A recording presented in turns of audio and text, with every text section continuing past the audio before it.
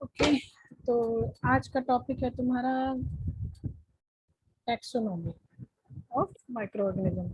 में टैक्सोनॉमी में ही सारा कुछ तुम्हारा आ जाता है। ऑर्गेनिजम्स का किस तरह से उसको क्लासिफाई करोगे, क्लासिफाई करने के बाद उसको कैसे अरेंज करोगे और उसका क्या तुम फिर उसका नेमिंग वगैरह, नेमिंग उसका किस तरह से करोगे। सो ये सारे जो है it's a branch of taxonomy. ठीक है, तो टैक्सोनॉमी जो है वो तुम्हारा, अगर डेफिनेशन ऑफ टैक्सोनॉमी पूछे तो it's organising, classifying and naming living things, not only micro organism. ये सारे थिंग्स के लिए टैक्सोनॉमी जो है वो अप्लाई होता है। एक कॉमन डेफिनेशन है कि taxonomy is the science of organising, मतलब किसी भी चीज को तुम ऑर्गेनाइज करो, क्लासिफाई करो और नेम करो। ठीक है ना। अब ये जो सिस्टम है इसको कार्ल वॉन लिनियस ने किया था 1701 से 1778 में। और इन्होंने जो ऑर्गेनिजम्स हैं उनको आइडेंटिफाई करके और उनको उनके स्पेसिफिक क्राइटेरिया के आधार पे, उनको इनके स्पेसिफिक कैरेक्टरिस्टिक के आधार पे उसको एक मतलब क्लासिफिकेशन किया था और उसको एक क्लासिफिकेशन सिस्टम के अंदर रखा था। अब ये मतलब सोचोगे कि भाई क्या जरूरत है क्लासिफिकेशन एंड किसी चीज को नेम करने का। भाई हम हमारे आसपास इतने प्लांट्स हैं, एनिमल्स हैं, है ना। और आज हम सब अच्छी तरह से जानते हैं कि अगर डॉग है तो वो किस ग्रुप में है। अगर डॉग है तो डॉग है, डॉग का एक कॉमन, एक नॉर्मल नेम दे दिया गया। इसी तरह अगर हम ह्यूमन बीइंग है तो हालांकि हर ह्यूमन बीइंग का जो मॉर्फोलॉजिकल फीचर है वो सब अलग है, अलग अलग दिखते हैं हम लोग, है ना। अलग अलग शक्ल है, अलग अलग उनका कलर है, अलग अलग उनका सारा वर्क है। सब कुछ अलग होते हुए भी हमने सारे ह्यूमन बीइंग को एक तरफ रखा है। इसी तरह प्लांट्स भी बहुत तरह के होते हैं और हर प्लांट्स को हम, जैसे अगर तुलसी ग्रुप का कोई प्लांट है तो उसमें हम ऐसा नहीं कि मनी प्लांट को भी कह दे कि हाँ ये इसी ग्रुप का है, या जो मनी प्लांट का कैरेक्टरिस्टिक है वो तुलसी जैसा है। तो ये हमें क्यों ऑर्गेनाइज करने की जरूरत पड़ी, ऑर्गेनाइज करने की जरूरत पड़ी ताकि मतलब सब लोग उसको एक कॉमन नेम से जान सके। अगर सपोज करो कि हमारा नाम अगर नहीं होता, है ना, अगर मेरा अपना कोई नाम नहीं होता तो हमको कितने लोग जानते या हमको किस नाम से जानते, तुम लोग मुझे क्या बोलते।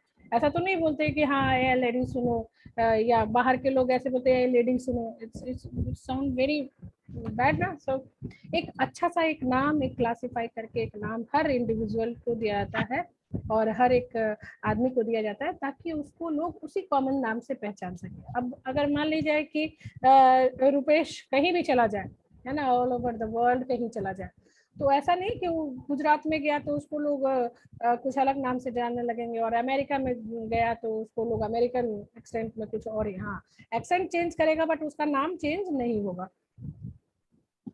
तो ये जो ऑर्गेनाइजेशन है ये ऑर्गेनाइज करने की जरूरत इसलिए पड़ी क्योंकि हमारे जो पूरा जो हमारा एक बायो सिस्टम है, एक इकोसिस्टम है, हमारा एक लिविंग वर्ल्ड उस लिविंग वर्ल्ड में कई तरह के मतलब कि ऑर्गेनिजम्स रहते हैं, है ना। उसमें माइक्रो भी रहते हैं, उसमें मैक्रो ऑर्गेनिजम्स भी रहते हैं, उसमें इस तरह का भी ऑर्गेनिज्म, इस तरह का भी ऑर्गेनिज्म। मतलब हमारा जो एक इन्वायरमेंट है that is rich in diversity. Diversity कहने का मतलब कि डिफरेंट फॉर्म है ना, डिफरेंट फॉर्म ऑफ लाइफ है। This is known as diversity.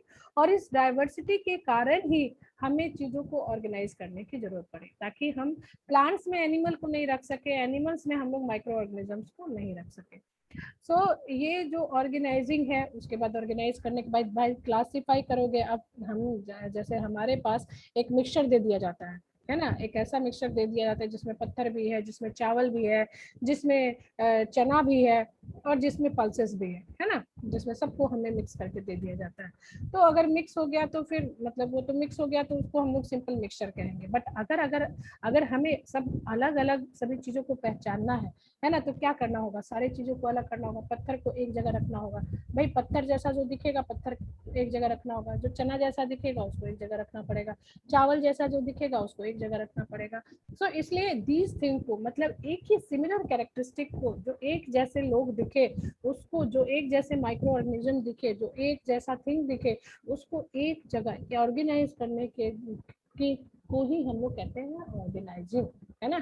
सब ऑर्गेनाइज कर दिया। अब हमने सारे चीजों को जो अलग अलग, क्योंकि सारा चीज दिख रहा है, ऊपर से भी दिख रहा है कि यार ये डिफरेंट है ना।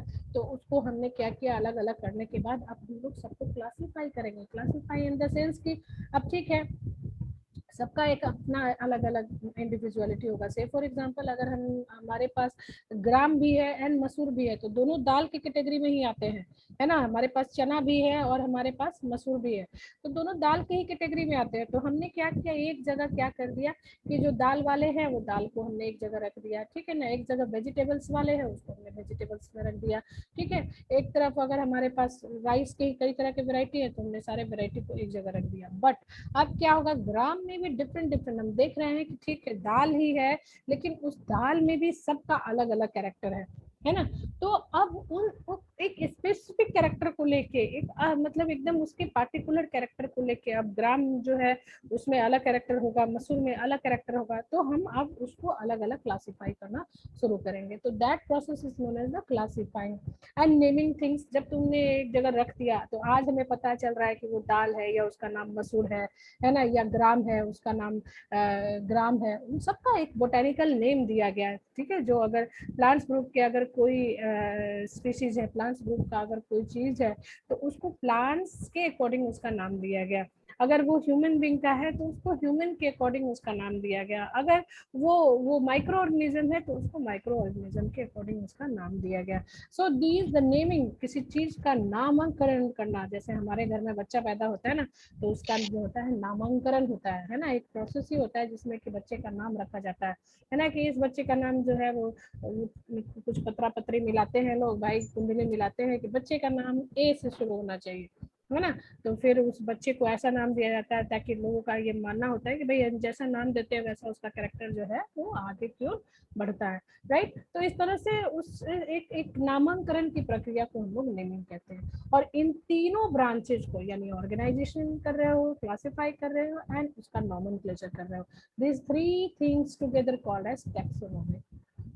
और इस टैक्सोनॉमी सिस्टम के पहले कार्ल वॉन लिनियस का नाम यहाँ पे बस मतलब कर दिया गया, क्योंकि जो सिग्निफिकेंट नेम है वो कार्ल वॉन लिनियस ही है, क्योंकि इन्होंने ही बाइनोमियल सिस्टम ऑफ नोमेनक्लेचर को इन्होंने शुरुआत करी थी। ये मेरे जो भी तुम्हारे नोट्स है, जो तुम्हारा कोर्स कंटेंट है, उसमें सब कुछ मिल जाएगा कि इन्होंने आइडेंटिफाई किया एंड क्लासीफाई किया ऑर्गेनिजम्स को। और ऑर्गेनिज्म को कैसे क्लासीफाई किया, उनके बाइनोमियल, उनको बाइनोमियल नोमेनक्लेचर दिया, यानी उनका दो नाम दिया। से फॉर एग्जांपल हमारा नाम है ना, मैं सोनिया वर्मा, राइट। तो वर्मा मेरा जो है वो मैंने अपने फादर का टाइटल लगाया हुआ है कि माय फादर वाज वर्मा, तो मैंने उसको वर्मा कर दिया। और सोनिया भी मेरे मम्मी पापा ने जो मुझे नाम दिया, तो मैंने अपना नाम रखा सोनिया वर्मा, राइट। तो अब मेरा हो गया genus and species. Species I belong to Verma, so I am Verma, right. And मेरा जीनस क्या है, Sonia, so I am Sonia Verma, है ना। तो इसी बाइनोमियल यानी दो सिस्टम ऑफ नोमेनक्लेचर को बाइनोमियल नोमेनक्लेचर बोला जाता है, राइट। कि मतलब एक जीनस नेम यानी एक ब्रॉड कैटेगरी हो गया कि भाई इसका जेनेटिक कंपोजिशन जो है वो ये है, बट उस जेनेटिक कंपोजिशन में सिमिलरिटी के बावजूद भी इसका स्पीसीज ये है, ठीक है ना। तो ये जो दो सिस्टम या बाइनोमियल सिस्टम जो है ये इंक्लूड जीनस एंड स्पीसीज। अब देखो जो टैक्सोनॉमी का हायरकी है, हायरकी इन द सेंस कि मतलब कैसे ऊपर से एक उसका जो स्मॉलर से शुरू होता है, हायरकी मतलब होता है जैसे जैसे जो सबसे जो अपर क्लास होता है उसको हम लोग डोमेन कहते हैं। वो डोमेन से शुरू होता है, फिर किंगडम से शुरू होता है, फिर फाइलम से शुरू होता है, आई मीन फाइलम आता है, फिर उसको हम लोग क्लास में उसको डिफ्रेंशिएट करते हैं, फिर ऑर्डर देते हैं, फिर उसकी फैमिली स्पेसिफाई करते हैं, देन जीनस एंड लास्ट में उसको स्पीसीज। यही जो जीनस एंड स्पीसीज जो है जिसको कि कार्ल लिनियस ने अपने सिस्टम में क्लासिफिकेशन में इंक्लूड किया था, that is genus and species. उसका नाम जो होगा इसी जीनस एंड स्पीसीज के अकॉर्डिंग होता है। सो जो इसमें जो टैक्सोनॉमी का जो अपर क्लास होगा वो डोमेन होगा एंड जो लोअर क्लास होगा वो स्पीसीज होगा। अब इसमें जो मतलब सिग्निफिकेंट आए इसमें तुम्हारे नोट्स में बहुत अच्छी तरह से दिया गया है कि एक कार्ल वूज थे जिन्होंने दिया था तुम्हारा थ्री डोमेन सिस्टम उन्होंने दिया था। और इसमें इसमें क्या क्या था थ्री डोमेन सिस्टम में, उन्होंने न्यूक्लियस के आधार पे, ये जो कार्ल वूज हैं उन्होंने न्यूक्लियर कंपोजिशन के आधार पे और खासकर उन्होंने राइबोसोमल आरएनए को लिया था। तुम लोगों को पता होना चाहिए कि आरएनए जो होता है वो तीन तरह का बना था, टीएमएन आरएनए। तो इन्होंने क्या किया था, जो राइबोसोम का जो जो टाइप्स है, राइबोसोमल आरएनए का जो टाइप्स है उसमें जो थर्ड टाइप है जो कि तुम्हारा 16S राइबोसोमल आरएनए, उसको उन्होंने बेसिस बनाया और उसी बेसिस के आधार पे इन्होंने तीन डोमेन का आविष्कार किया, यूबैक्टीरिया, आर्किया एंड यूकैरिया। कहने का मतलब कि जो अर्लियर जो क्लासिफिकेशन था वो शुरू में ये सारी बातें जो है वो अब एडवांस स्टेज में तुम्हें बताई जा रही है। जो तुम्हारे नोट्स है उसमें ये सारा कुछ होगा कि शुरुआती का जो क्लासिफिकेशन था वो डीएनए पे था, है ना। और हम सभी जानते हैं कि डीएनए जो होता है वो जेनेटिक मटेरियल है, तो सबसे जो जेन्युइन क्लासिफिकेशन है वो डीएनए पे ही बेस्ड है।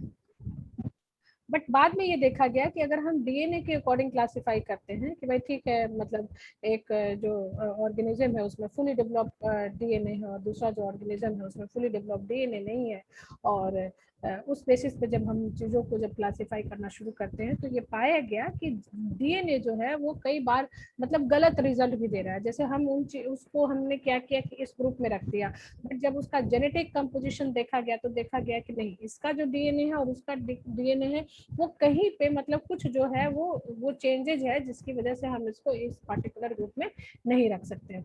तो इन्होंने क्या किया, उसका वजह ये है कि भाई डीएनए जो होता है वो हमारा जो है वो बॉस है, वो हमारा ब्रेन है, और डीएनए ही हमारा जितना भी प्रोटीन होता है हमारे शरीर के अंदर, जितना भी प्रोटीन, जितना भी इंफॉर्मेशन होता है, मतलब डीएनए को हम लोग बॉस बोल सकते हैं। वो बॉस जो है वही डायरेक्ट करता है कि हमारे अंदर किस तरह का प्रोटीन होना चाहिए, हमारे अंदर क्या मैकेनिज्म होना चाहिए, और वही प्रोटीन डिसाइड करता है। और उसी प्रोटीन के अकॉर्डिंग हमारा जो चेहरा है, वो नाक नक्श जो होता है वो एक दूसरे से डिफरेंट होता है।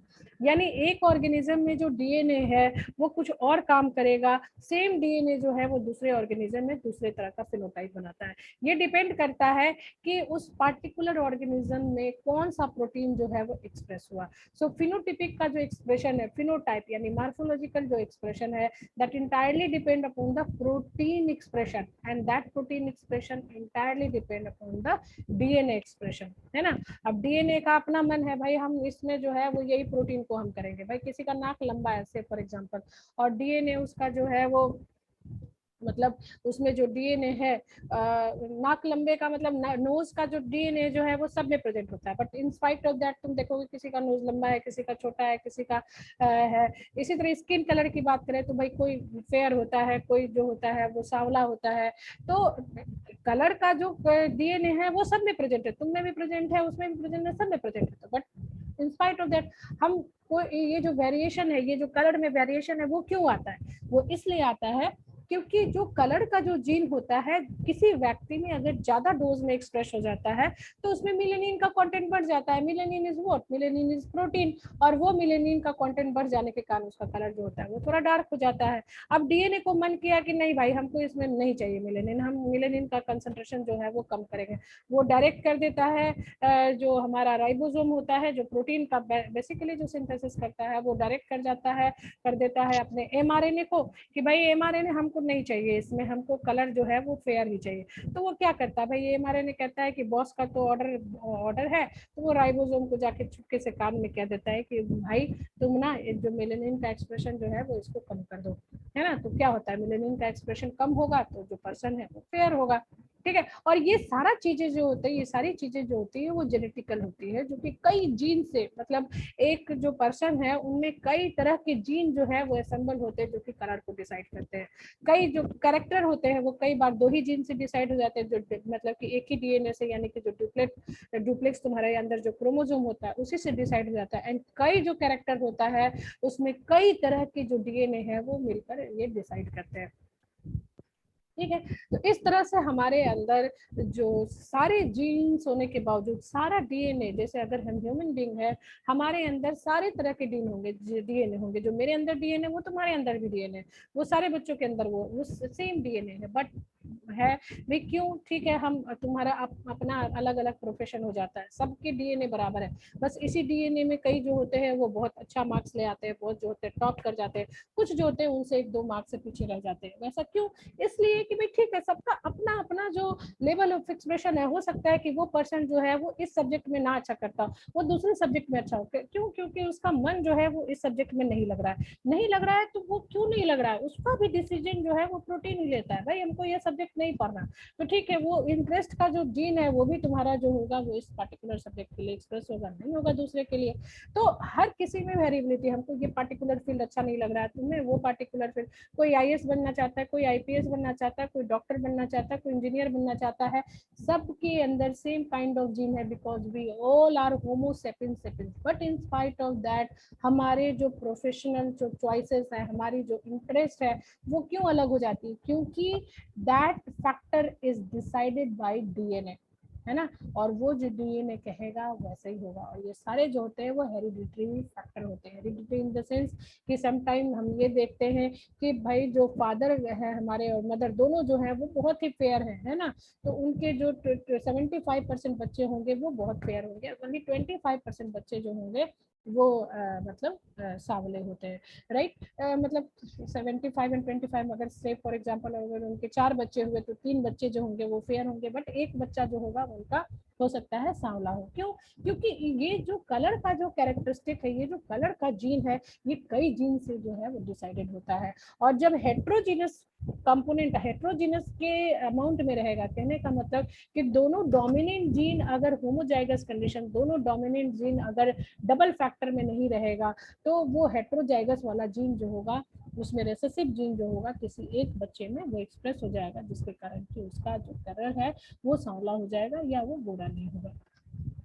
That is the part of genetics. और ये बहुत लंबी चौड़ी बातें हैं, इसमें बहुत मतलब जेनेटिक्स का जो चैप्टर है, जेनेटिक्स का जो सब्जेक्ट है वो इंटायरली अलग ही सब्जेक्ट है। But here what I am saying कि यहाँ पे क्या है, पहले तो 3 डोमेन सिस्टम जो है वो कार्ल वूज ने दिया था, C.WOES, कार्ल वूज ने इस सिस्टम को दिया था, जिसको कि 3 डोमेन सिस्टम बोला जाता है। पहला चीज इसमें ये इंपॉर्टेंट है। दूसरा चीज इंपॉर्टेंट है कि उन्होंने what is the basis of his classification, the basis of his classification was 16S ribosomal RNA. जो आरएनए होता है वो 3 तरह का होता है, ribosomal RNA, tRNA and mRNA, ठीक है। अब ये जो आरएनए है इसमें भी इन्होंने राइबोसोमल आरएनए को लिया। अगेन राइबोसोमल आरएनए जो होता है वो थ्री टाइप का होता है, ठीक है। 18S ribosomal RNA, 5S ribosomal RNA and 16S ribosomal RNA. तो खासकर प्रोकैरियोट्स में, बट अगेन यूकैरियोट्स में ये थोड़ा अलग हो जाता है, ठीक है। 18, 16 एंड समथिंग 18, 15 या ऐसे यूकैरियोट्स है, उसमें अलग 16S राइबोसोमल, उसमें अलग राइबोसोमल आरएनए होता है, ठीक है।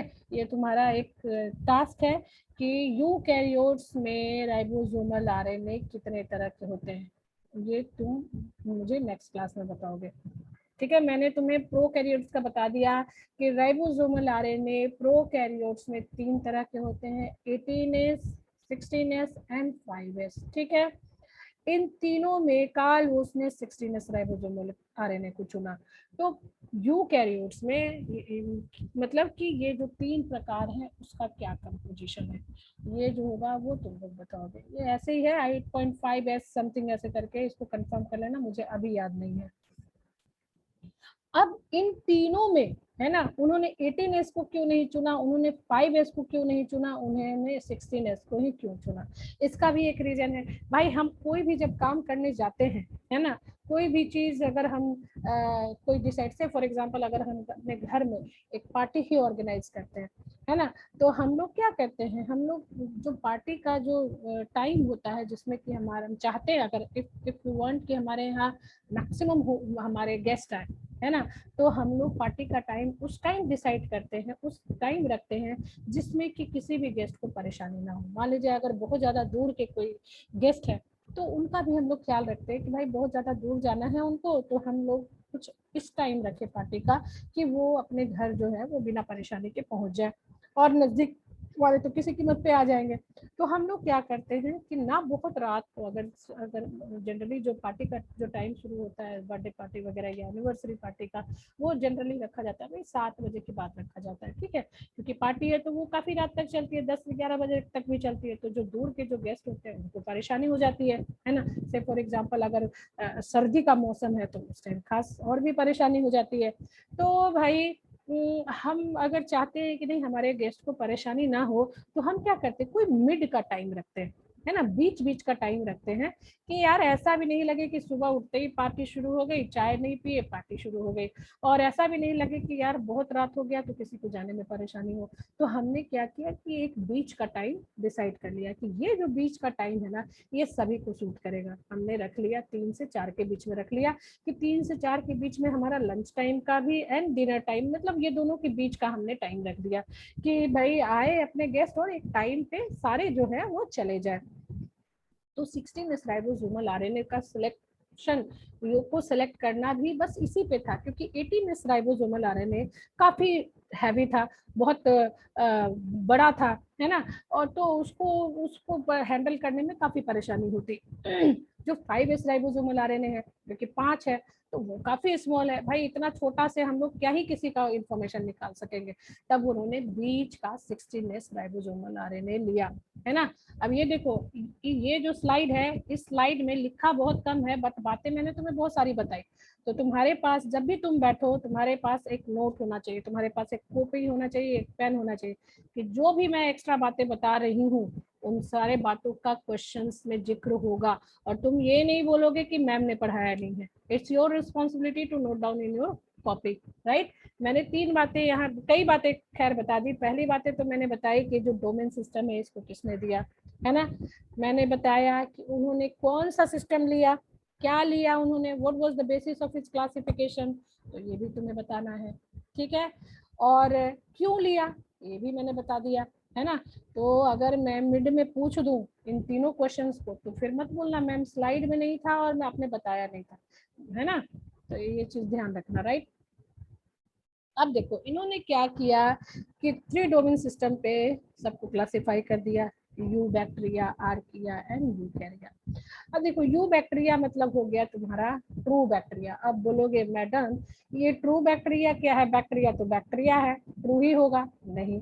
जो बैक्टीरिया है वो बैक्टीरिया जैसा ही कुछ कैरेक्टर जो होता है वो आर्किया में आता है ना।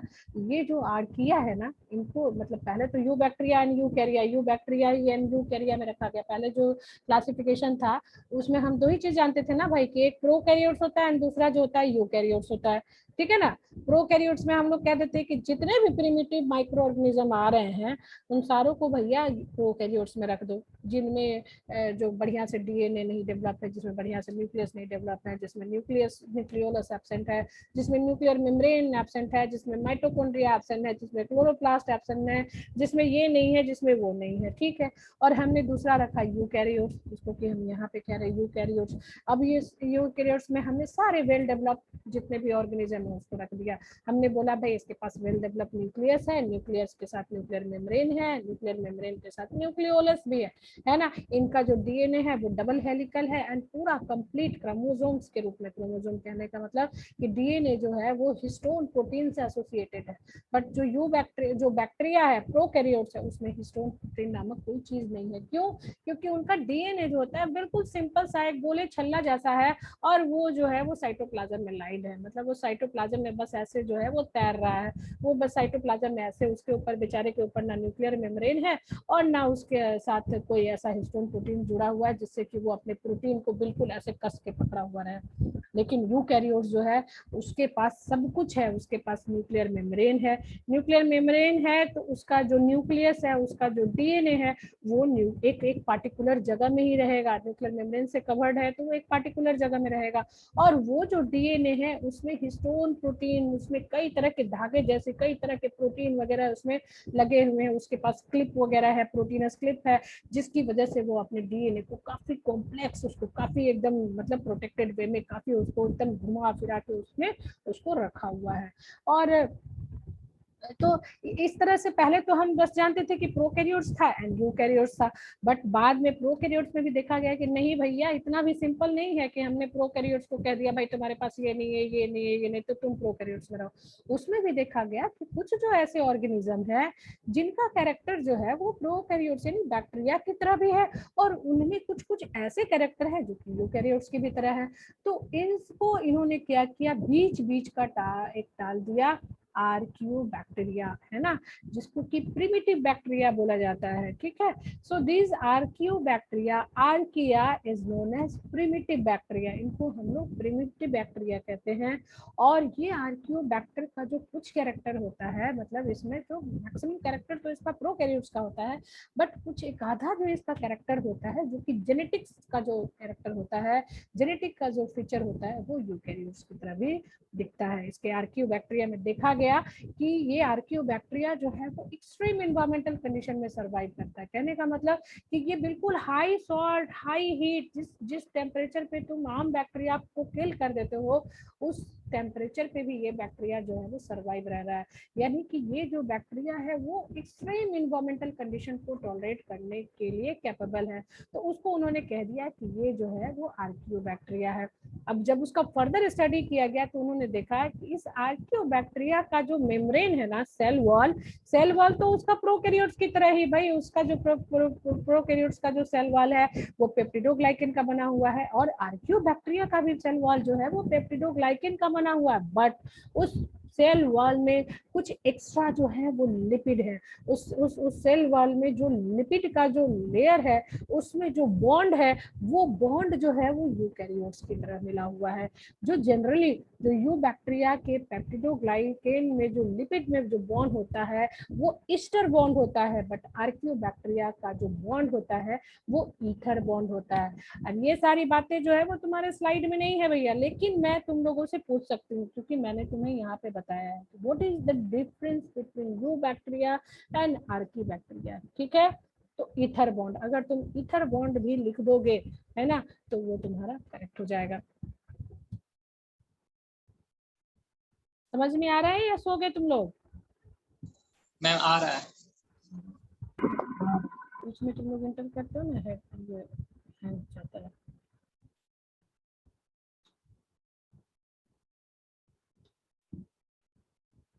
अब देखो, ये तुम्हारा दिया हुआ है कि डोमेन यूकैरिया में जितने भी यूकैरियोटिक ऑर्गेनिज्म हैं उनको तुमने रख दिया, एंड डोमेन ये जैसे तुम्हारा ये एनिमल्स है, इसको इन्होंने किंगडम एनिमेलिया रखा।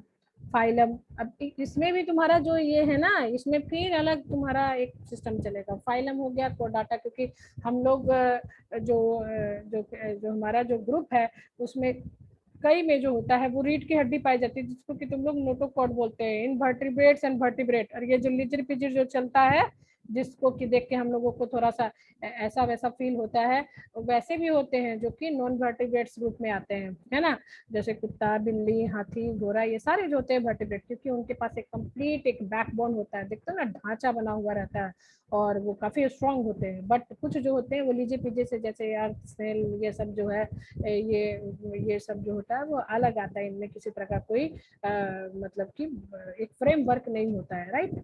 तो इस आधार पे भी फिर फर्दर क्लासिफाई किया गया। तो जैसे कि अगर एक ह्यूमन बीइंग का कहा जाए, अगर तुमको बोला जाए कि एक ह्यूमन का, है ना, कंप्लीट क्लासिफिकेशन करो, है ना, तो कहाँ से शुरू करोगे भाई? ह्यूमन जो है वो एनिमेलिया ग्रुप में आता है। उसका फाइलम क्या है? तो उसको डाटा हम लोग के पास जो होता है वो नोटोकॉर्ड होता है भाई। वी आर मेमेलियन, क्लास उनका क्या होगा? मेमेलिया होगा। ऑर्डर उनका क्या होगा? प्राइमेट्स, बिकॉज हम लोग कहाँ से इवॉल्व किए हैं? जो चिंपैंजी ग्रुप है उनसे हम लोग इवॉल्व किए हैं, इसीलिए हमारा ऑर्डर जो होगा वो प्राइमेट्स आएगा। उसके बाद फैमिली क्या आएगा? होमोनीडिया। यहाँ पे देखो, जैसे जैसे तुम्हारा मतलब कि बढ़ता जा रहा है, स्पीसीज की तरफ तरफ जब तुम बढ़ते चले जाते हो तो देखते हो कि एक जो बेचारा, ये जो बेचारा पड़ा हुआ था प्लांट्स के बीच में, एनिमल के बीच में, कुत्तों के बीच में भी बेचारा पड़ा हुआ था, जब हम इसको धीरे धीरे इसके हर कैरेक्टर को स्टडी करते गए तो ये अलग होता गया। ये प्लांट्स देख लिया गया, फाइलम को डाटा, है ना। तो यहाँ पे 3 ये जो प्लांट वाला जो ग्रुप है वो हट गया।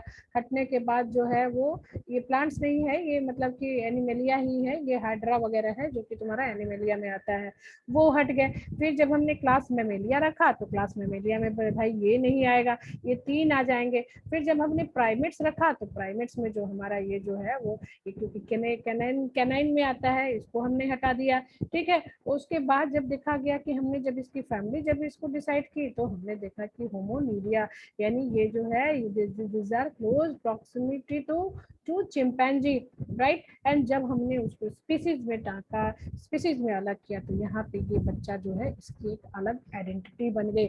सो we are Homo sapiens sapien, हम लोग क्या है, होमो सेपियंस है ना।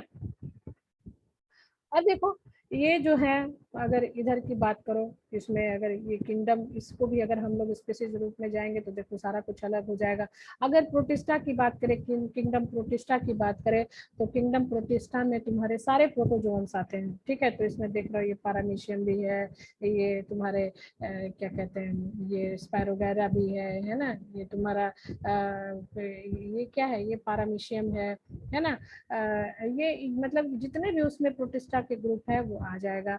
अब फिर क्या हुआ, थोड़ा सा और कैरेक्टर दिखा दिया, इसमें देखा गया कि फाइलम सीलियोफोरा में क्या आ जाता है, यानी कि वैसे प्रोटोजोआ जिनमें सीलिया पाया जाता है, तो फिर ये तुम्हारा 4 अलग हो गया।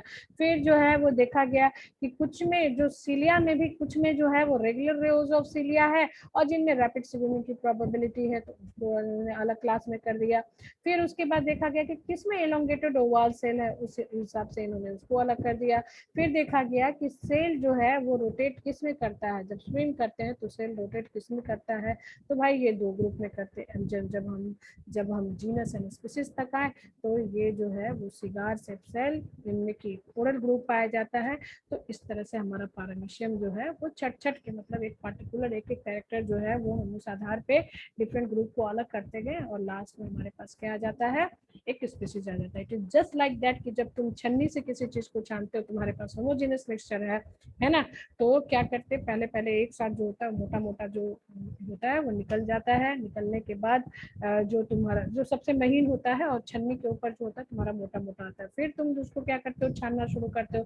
फिर जो जो तुम्हारा उससे पतला पतला रहता है वो निकल जाता है। यानी अकॉर्डिंग टू सीप साइज तुम्हारा जो डिफरेंट जो उसके कंपोनेंट्स हैं वो अलग होते जाते हैं। यानी कि जब हम छांटना शुरू करते हैं तो उसकी प्योरिटी जो है वो बढ़ती चली जाती है, और उसकी जो स्पेसिफिसिटी है वो भी बढ़ती चली जाती है।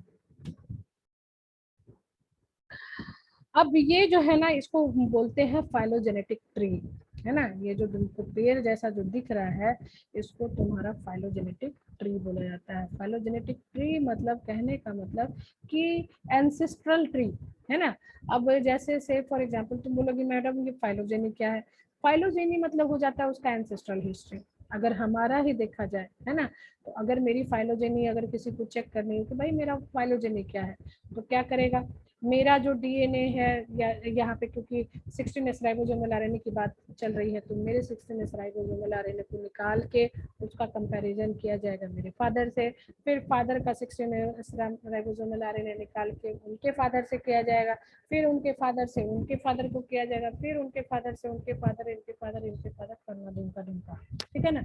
ये सब टाइम ऐसे होता है कि जैसे फाइलोजेनेटिक मतलब कहते हैं ना, हम लोगों में कोई कैरेक्टर जो है वो आता है, जैसे कोई बेचारे, अभी देखो किसी मतलब बेचारा साइकिल जो चला रहा है या कोई टायर फिक्स करने वाला है, उन लोगों का बच्चा भी आईएएस एंड आईपीएस अचानक से बन जाता है ना।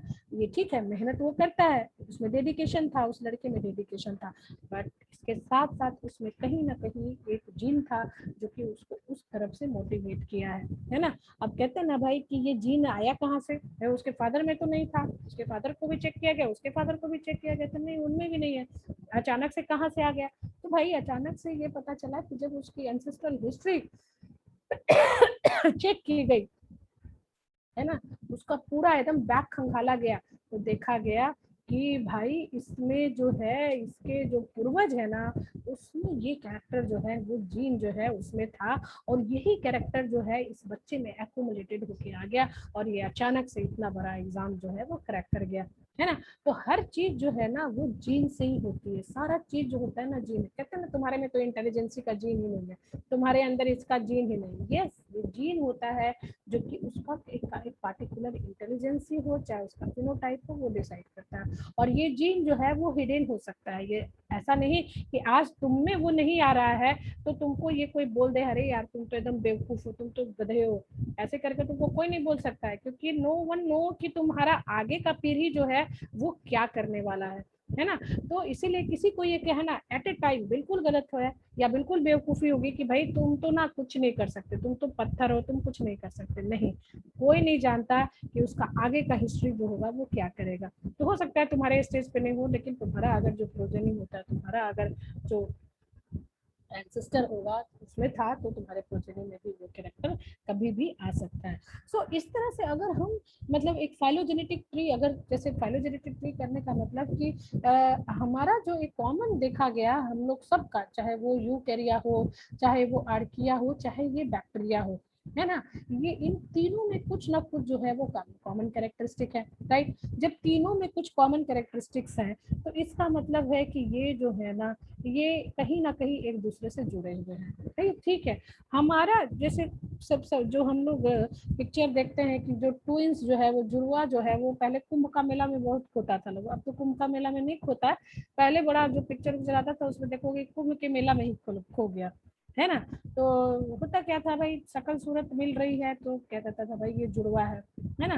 तो सिर्फ शकल सूरत ही क्या, अभी जो तुम जैसे एक पिक्चर देखो तुम्हारा एंटरटेनमेंट जो आया था अभी अक्षय कुमार का, अक्षय कुमार का एंटरटेनमेंट आया था जिसमें वो बेचारा बड़ा स्ट्रगलर रहता है, देखे हो कि नहीं, किसने किसने वो पिक्चर देखा है? Yes ma'am. हाँ, उससे तुम लोग को क्या समझ में आया? उस अक्षय कुमार बिल्कुल स्ट्रगलर था ना, बिल्कुल बेचारा स्ट्रगल करके लाइफ जी रहा था और वो अचानक से कोई फॉरेन में कोई बहुत दूर जो है वो कोई एक्सपायर किया, है ना, जो कि मर गया और जिसका कि न्यूज जो है वो फ्लैश होता है, जो कि बहुत बड़ा इंडस्ट्रियलिस्ट था और उसका न्यूज जो है वो फ्लैश करता है। पिक्चर याद है कि नहीं तुम लोग को? Yes ma'am. याद है ना? हाँ, तो क्या होता है कि न्यूज जो है वो फ्लैश होता है कि भाई ये ना मर गए और इनका कोई नहीं है आगे पीछे, राइट। और इनकी सारी जो प्रॉपर्टी है इन्होंने क्या किया, उस कुत्ते के नाम कर दिया, वो डॉग जो उनका पेट डॉग था जिसको कि वो बहुत प्यार करते थे उसके नाम उन्होंने कर दिया था, है ना। याद आ रहा है कि तुम लोगों को? Yes ma'am. ठीक है। Yes ma'am. फिर क्या होता है कि वो जो न्यूज जो है वो अक्षय कुमार देखता है, अक्षय समथिंग कुछ देखता है ना, फिर उसको अचानक से कैसे पता चलता है कि अच्छा हमको तो याद नहीं आ रहा, कोई बताएगा कि अचानक से उसको कैसे पता चलता है कि मैं उसका बेटा हूँ? मैम एक पुराना लॉक उसकी मम्मी का उसी में। अच्छा अच्छा, हाँ हाँ हाँ हाँ हाँ हाँ हाँ हाँ, तो फिर वो प्रूव कैसे करे भाई?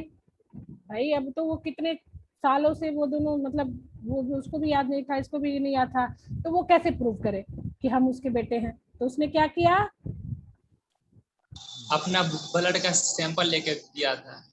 डीएनए एनालिसिस कराया, ब्लड का सैंपल लेके उसने फोरेंसिक लैब में अपना डीएनए का एनालिसिस कराया, है ना। और डीएनए और उसका भी मंगाया, उसका भी जो डीएनए का जो है उसका जो, क्योंकि इंडस्ट्रियल लिस्ट था तो क्योंकि उसमें बड़े बड़े लोग भी, कोई कह देगा कि हम उसके बेटे तो कैसे कोई मान लेगा, नहीं मानेगा ना। तो क्या किया उसने, अपना ब्लड सैंपल दिया और उसका डीएनए का प्रोफाइल जब उसका मैच कराया गया उसके फादर से जो कि एक्सपायर हो चुके थे, तो दोनों का डीएनए जो है वो मैच कर गया, है ना। तो बोला कि भाई वो उसका बच्चा है, ठीक है ना। सेम इसी तरह जैसे ये आर्किया है, बैक्टीरिया है, यूकैरिया है, ठीक है, इसमें कोई मतलब बहुत डिसिमिलरिटी है ना, कोई इतना, लेकिन कहीं ना कहीं कुछ जो है कैरेक्टर्स जो है वो उनके आपस में मिले हुए रहते हैं। यानी कि ये माना गया है कि जो ये तीनों जो ओरिजिनेट किए हैं ना, बैक्टीरिया, आर्किया, ये यूकैरिया, ये 4.5 बिलियन ईयर एगो, है ना, उतने साल पहले कोई एक सेल होगा, उस सेल से ये तीनों जो है वो डाइवर्स कर गए होंगे। यानी एक ही माँ के बच्चे रहे होंगे ये जो 4-5 4.5 बिलियन ईयर अगो किसी माँ ने 3 बच्चे को जन्म दिया होगा, बट ये तीनों बच्चे जो है उन्होंने अपना अलग अलग रास्ता अपना लिया।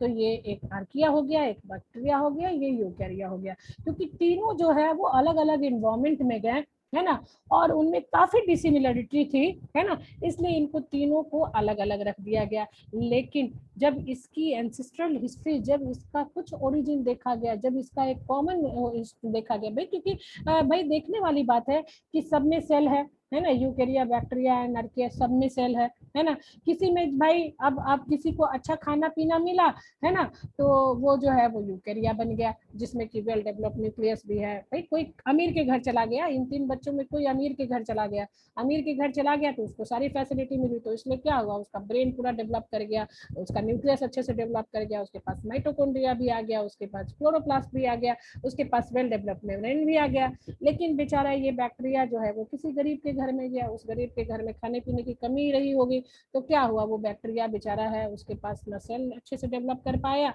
ना उसके पास उसका न्यूक्लियस मेम्ब्रेन डेवलप कर पाया, ना उसके पास न्यूक्लियोलस है, तो वो बैक्टीरिया हो गया। और इन दोनों के बीच बीच ये ना, ये मिडिल क्लास फैमिली में पहुंच गया बेचारा आर्किया, है ना। अब ये मिडिल क्लास फैमिली जो है उसको थोड़ा बहुत पढ़ा भी दी, उसको खाने पीने का भी अच्छा अपना जुगाड़ दे दी, तो ये आर्किया जो है वो उसमें कुछ स्पेशल कैरेक्टर्स भी आ गए, बट ये तीनों जो है वो एक ही अर्लीस्ट सेल से डेवलप हुए हैं। अब ये यूकैरिया जो है, अब यूकैरिया भी उसका जो कैरेक्टर जो ऊपर तक देखा गया, क्योंकि ये सारे जो है वो धीरे धीरे तुमने देखा होगा कि इवोल्यूशनरी हिस्ट्री अगर पढ़ोगे तो पहले एकदम सिंपलेस्ट होते हुए तुम्हारा आजकल का जो पौधा, पेड़ पौधा जो कि तुम वेल डेवलप देख रहे हो, आजकल का वो जन्म है। लेकिन अगर तुमने देखा होगा, अगर तुमने पढ़ा होगा, फर्न के बारे में तुमने पढ़ा होगा, है ना, या तुमने पढ़ा होगा जिम्नोस्पर्म के बारे में पढ़ा होगा, ब्रायोफाइटा के बारे में पढ़ा होगा, ये सारे जो है वो अर्लियर ग्रुप के ऑर्गेनिजम्स, ये सारे जो है वो अर्लियर ग्रुप्स के प्लांट्स के ग्रुप्स है ना। जैसे यूकैरिया में ही देखो डाइनोफ्लैजिलेटी, ये सारे जो है ये मतलब बहुत छोटे छोटे ये ऑर्गेनिजम्स है, डायटम्स, उसके बाद तुम्हारा ब्राउन एल्गी, है ना, रेड एल्गी, ग्रीन एल्गी आने के बाद ये फिर प्लांट्स में आए, प्लांट्स में भी तुम्हारा शुरू के जो है वो टेरिडोफाइट, ये ब्रायोफाइट्स, ये जिम्नोस्पर्म एंड ये एंजियोस्पर्म, है ना। ये तुम फर्न वगैरह तो अपने कॉलेज में लगे हुए देखे होंगे, है ना, वो कौन सा जो लगा हुआ रहता है जो जिसको कि क्रिसमस ट्री बोलते हो, है ना, ये सारे जो है वो सिंपलेस्ट है, जिनमें की सीड का फॉर्मेशन नहीं होता है। लेकिन आजकल का जो एंजियोस्पर्म है, आजकल का जो प्लांट्स है, हम धान गेहूं जो करते हैं या मैंगो वगैरह जो खाते हैं, these all belongs to angiosperm, है ना। इसी तरह इसी यूकैरिया से तुम्हारे फिर स्लाइम मोल्ड हुए, फिर कुछ फंजाई हुए, फंजाई ये देखो फंजाई भी डिफरेंट तरह के होंगे, मोल्ड्स हो गए, है ना। फिर ये कुछ जो अगर प्रोटोजोअल ग्रुप के देखो, एनिमल्स ग्रुप के देखो, तो तुम्हारे फ्लैजिलेट्स, सिलिएट्स, है ना। ये सारे मतलब कहने का मतलब कि जब सबकी एंसेस्ट्रल हिस्ट्री चेक की गई तो ये पाया गया कि ये सारे जो हैं वो एक ही सेल से ओरिजिनेट किए हुए हैं, है ना। ये जो है वो तुम्हारा जो जो जो जो प्रोकैरियोट्स है उसको मोनेरा ग्रुप में रखा गया, ठीक है, जो प्रोकैरियोट्स है उसको मोनेरियंस बोला गया, जो तुम्हारा जो जो जो प्रोटोजोआ थे उनको प्रोटिस्ट। ये तुम्हारा 5 किंगडम क्लासिफिकेशन, ये जो है वो 5 किंगडम क्लासिफिकेशन में आ जाता है, जिसमें कि है ना Monera, protista, animalia, fungi and plants, ये 5 किंगडम क्लासिफिकेशन जो है वो काल उसके पहले भी दिया गया था, जिसको कि बोला जाता है विटेकर, है ना। ये नाम नोट कर लेना भाई, 5 किंगडम क्लासिफिकेशन किसने दिया था, ठीक है, विटेकर ने दिया था, WHITTAKER। अच्छा तुम लोग का टाइम कितना हो रहा है, बहुत ज्यादा तो नहीं हम करा रहे हैं, कितना टाइम है क्या? मैम 11 बजे से दूसरा क्लास है। 11 बजे, हाँ दूसरा क्लास है 11 बजे, 1 मिनट, अच्छा 10:55 हुए, चलो कोई बात नहीं, धीरे धीरे फिर इसको खत्म करेंगे आज। हाँ क्या पूछ रही थी माही? वो बस एक बार नाम रिपीट करने के लिए पूछ रही थी। तुम्हारे पास 5 किसके साइट, किसके? मैं 5 किंगडम वाले सिस्टम ऑफ का आप नाम बताइए ना जिन्होंने दिया था ये। तुम्हारे नोट्स में विटेकर का सब मैम। है, तुम्हारे नोट्स में सब है, तुम्हारे पास जो कोर्स कंटेंट गया है ना उसमें सब है, एक बार उसको पढ़ना, ठीक है। मोटा मोटी देखना, इतना डिटेल में भी नहीं पढ़ना, क्योंकि डिटेल में तो हम पढ़ा ही रहे, वो बाद में पढ़ना। लेकिन मोटा मोटी तुम अभी अभी जैसे कोरिलेट करा सकती हो ना, इससे क्या होगा कि तुम्हारे दिमाग में, अभी तो हम बोलेंगे फिर तुम्हारे दिमाग से वॉश आउट हो जाएगा, हालांकि बोलने के लिए कई बार बोले, लेकिन एक बार किताब ऐसे खोल लोगी ना, जो कंटेंट है जो भी तुमको दिया गया है इस कोर्स के साथ, उसको एक बार हल्के से ऐसे गो थ्रू हो जाओगी ना, तो बहुत चीज तुम्हारा क्लियर हो जाएगा, ठीक है। उसको देख के रखना। कल देखते हैं, कल इसको प्रैक्टिकल क्लास में हम खत्म करके उसके बाद प्रैक्टिकल भी कराएंगे, ठीक है ना। Okay ma'am. चलो ठीक है, धीरे धीरे करा रहे हैं या फास्ट फास्ट कराएं क्या? बहुत धीरे धीरे तुम लोग को समझा रहे हैं। मैम धीरे धीरे ठीक है। धीरे धीरे ठीक है, समझ में आता है ना सबको? Yes ma'am. Yes ma'am. जितना सिंपलेस्ट एग्जाम्पल हो सकता है, जितना अच्छे से मतलब बताने की कोशिश करते हैं। कोई प्रॉब्लम होगा तो तुमने बताना, ठीक है। मैम एक प्रॉब्लम है थोड़ा सा। बोलो। यूकेरिया मैम बीच से क्रॉस लाइन से कटा हुआ है, इसका मतलब क्या हुआ? क्या हो गया, क्या हो गया? यूकेरिया जो है मैम, हाँ हाँ यूकेरियोटिक और प्रोटो हाँ हाँ, प्रोटो दोनों के बीच में है। हाँ यस मैम, नीचे मार्क्स करिएगा। हाँ ये वही। यहाँ पे बाइफरकेटेड है। हाँ, ये जो नीचे से यूकेरी लेफ्ट टू राइट कटा हुआ है मैम, वो कैसे क्यों कट रहा है? यहाँ ना, यहाँ नहीं मैम, बाएं से दाएं। हाँ ये हाँ वाला, मैम। ये वाला, हाँ मैम। ये प्रोकैरियोट, यहाँ पे तुम्हारा ये जो इसको ये दोनों अलग अलग है ना, तुम्हारा प्रोकैरियोट्स एंड यूकैरियोट्स, ये दोनों तो अलग है, ठीक है। ये दोनों तो अलग है ना। अब ये इसलिए तुमको बीच में यहाँ पे ये बाइफरकेशन करके दिखाया है कि यहाँ पे तो तीनों तुम्हारा एक कॉमन, एक अर्लिएस्ट सेल तो तीनों का कॉमन ही रहा होगा, चाहे आर्किया का हो, चाहे बैक्टीरिया का हो, या यूकैरिया का हो, ठीक है ना। अब आर्किया एंड बैक्टीरिया ये मोर और लेस एक ही ग्रुप में आएंगे, मोनेरेन ग्रुप में, क्योंकि दोनों में जो सेल वॉल है ना वो पेप्टिडोग्लाइकेन है, ठीक है। आर्किया एंड बैक्टीरिया ये मोनेरियन ग्रुप में आएंगे, ये प्रोकैरियोटिक ग्रुप में आएंगे, प्रिमिटिव ग्रुप में आएंगे, ठीक है, ओके मैम। क्लियर। लेकिन ये यूकैरिया जो होगा वो इन दोनों से अलग होगा ना, क्योंकि इसमें सब कुछ डेवलप्ड है, राइट। यस मैम, अब समझ गए मैम। इसीलिए यहाँ पे इसको बाइफरकेट कर दिया गया, क्लियर। ठीक है मैम, हो गया। चलो इसको फिर हम कल कंटिन्यू करेंगे। ठीक है, थैंक यू मैम।